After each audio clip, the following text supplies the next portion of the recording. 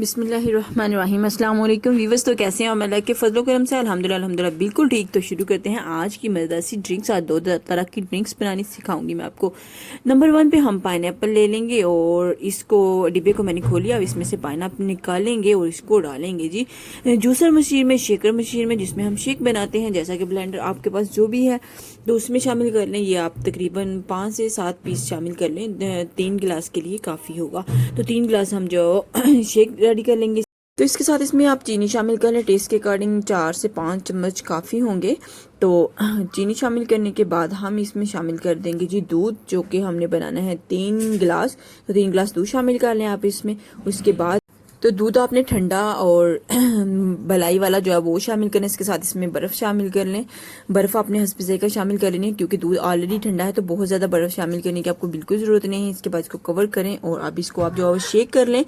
Shake आप तकरीबन आप इसको करेंगे 4 से 5 मिनट तक। तो 4 से 5 मिनट तक जब आप इसको शेक करेंगे तो ये बहुत अच्छे से स्मूथ जो है शेक तैयार हो जाएगा और ऊपर इसका बिल्कुल क्रीमी सा हो जाएगा।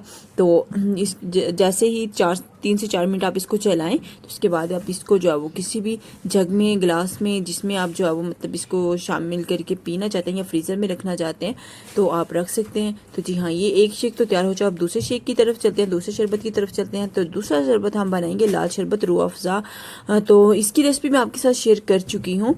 तो अगर आपको नहीं मिली तो आप इसमें देख सकते हैं, क्योंकि शरबत मैंने जो तैयार किए थे उसकी रेसिपी मैं आपके साथ शेयर की थी।